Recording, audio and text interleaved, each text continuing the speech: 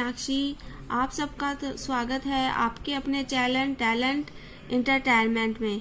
आज का मेरा टॉपिक है articles, A and the. Articles क्या क्या होते हैं? इंग्लिश, जो अपने इंग्लिश में सेंटेंस बनाते हैं, वाक्य बनाते हैं, उसमें आर्टिकल्स बहुत इंपॉर्टेंट होते हैं। इनके बिना, ए एंड द, इनके बिना हम सेंटेंस को कंप्लीट नहीं कर सकते। इनका यूज कब करते हैं? जब किसी सिंगुलर नाउन्स के बारे में बताना हो तब हम इसका यूज करते हैं। सिंगल, जैसे मैंने ये लिखा है, राम लड़का है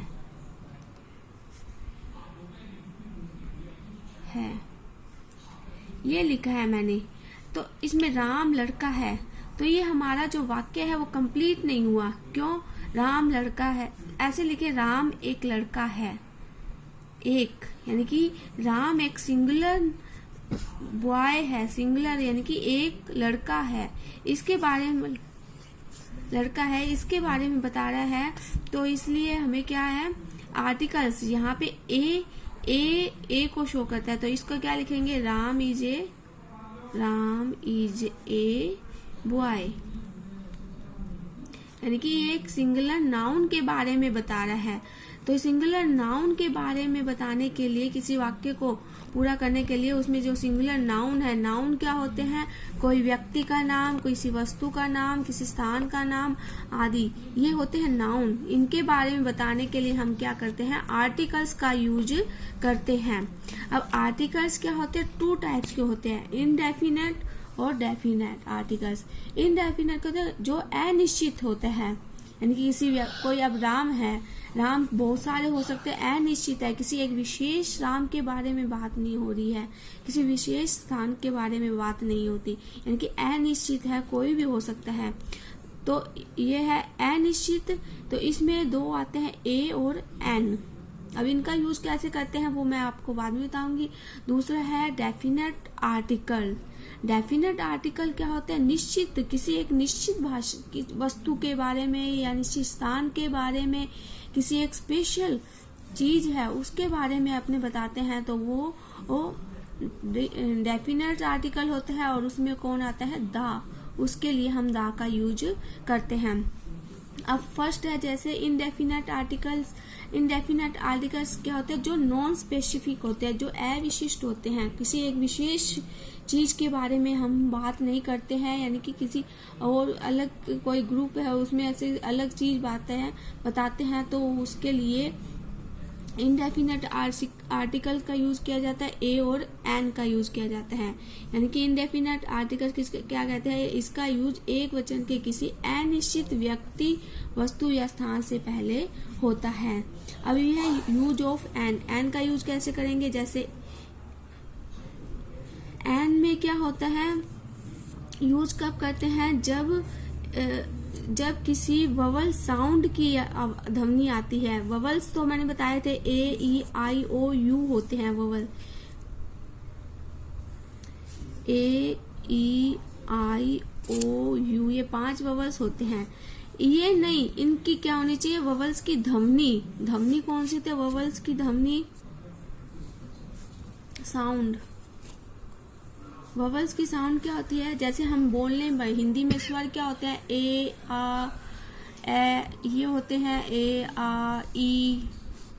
इनकी बोलने पर हमें इनकी ध्वनि आई है, ऊ ऊ, ए ऐ, ओ औ, अं, अह। ये यदि हमें किसी वर्ड को बोलने पर इन ध्वनि का उच्चारण होता है तो हम किसका यूज करेंगे? एन का। जैसे एन और एप्पल, ए की साउंड आ रही है। एन मैंगो, ऑरेंज, सॉरी, ठीक है। जैसे एन अवर, इसमें ये एच है वो क्या है? कॉन्सोनेंट है, लेकिन बोलने पर क्या बोले? अवर। And honest. तो जिसमें ववल्स की साउंड आती है उसके लिए हम एन का यूज करते हैं। अब है ए का यूज ऑफ ए का यूज कब करते हैं? जब कॉन्सोनेंट साउंड आता है।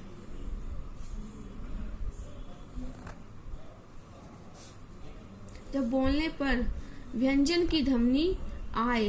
कै से क्या होते हैं? गैर ज्ञानी तक होते हैं। बोलने पर इन ध्वनि आती है, किसी वर्ड को बोलने पर इन ध्वनि का उच्चारण होता है, तो वहां पर ए का यूज करते हैं। जैसे ए कार, ए बस, कॉन्सोनेंट साउंड आ रही है।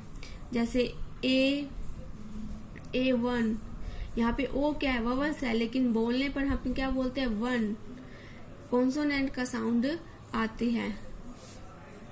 ए यूरोपियन, तो ई ववल्स है, लेकिन बोलने पर यूरोपियन बोलते हैं। तो ये हो गया ए और एन का यूज। अब सेकंड है आर्टिकल्स, कौन सा है? डेफिनेट आर्टिकल्स, यानी कि ये स्पेसिफाई होते हैं, विशिष्ट होते हैं। किसी विशिष्ट स्थान, वस्तु आदि के बारे में बताने के लिए इसका यूज करते हैं। इसमें कौन सा ये आर्टिकल आता है? दा का आर्टिकल आता है। जैसे इसका यूज एक वचन के किसी निश्चित व्यक्ति, वस्तु या स्थान से पहले होता है। अब यूज दा का कैसे यूज करेंगे? पूर्व निर्धारित वस्तु या व्यक्ति के लिए। पूर्व निर्धारित यानी कि पहले से जो एक फिक्स किसी वस्तु या व्यक्ति के बारे में बात हो रही हो, तो उसके लिए दा का यूज करते हैं। जैसे दा बॉय हु केम यस्टरडे,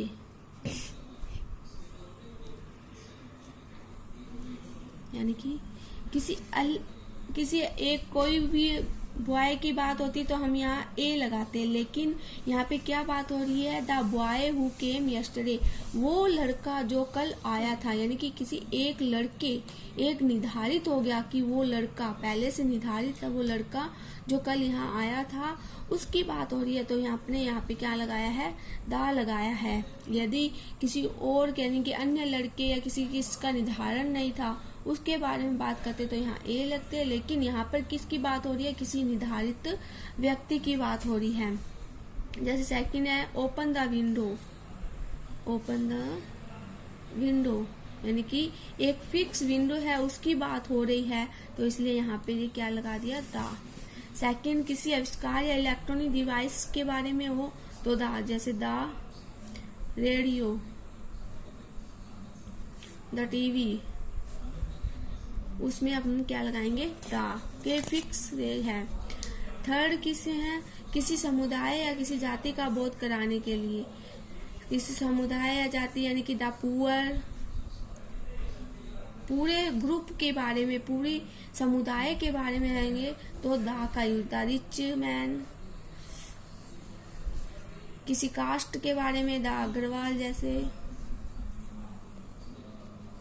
तो दा का यूज होता है। नेक्स्ट क्या है? किसी विशिष्ट व्यक्ति का पद यानी कि पोस्ट बताने के लिए। जैसे the chairman,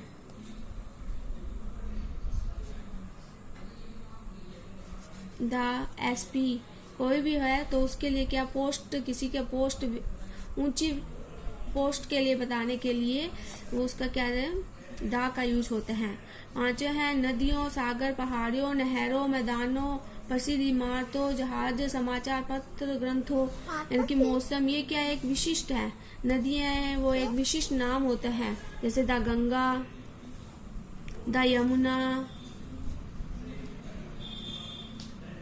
the Ganga river, ये एक विशिष्ट नाम हो गया।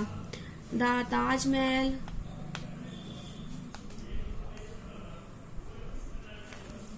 किसी भी न्यूज़पेपर का नाम हो गया। ग्रंथ जैसे द रामायण, मौसम, द विंटर, द समर, तो ये इनके बताने के लिए दा का यूज होता है, क्योंकि ये एक विशिष्ट है, इनका एक फिक्स नाम है, फिक्स है। कुछ भौगोलिक तथ्य न के नामों के साथ, जैसे the United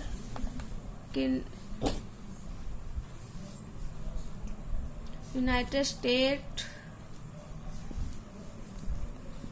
the United states of America.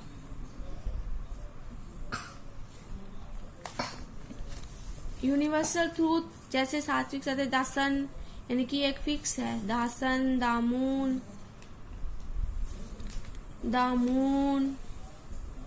The earth, the east, the west, ये सारे क्या सात्विक सत्य हैं, यूनिवर्सल ट्रूथ है। किसी सुपरलेटिव डिग्री जैसे द मोस्ट ब्यूटीफुल गर्ल, ये मोस्ट ब्यूटीफुल,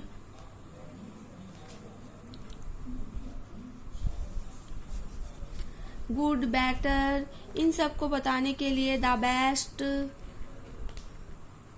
इन सब को बताने के लिए हम क्या करते हैं द। तो इस प्रकार कुछ एग्जाम्पल जैसे थे बताए थे मैंने, जैसे ए एंड दी का यूज कर सकते हैं। आई होप आपको ये मेरा ये टॉपिक अच्छे से समझ आ गया हो। अगर आपको ये मेरा टॉपिक अच्छे से अच्छा लगा हो तो प्लीज लाइक, शेयर और सब्सक्राइब जरूर करें। Thank you.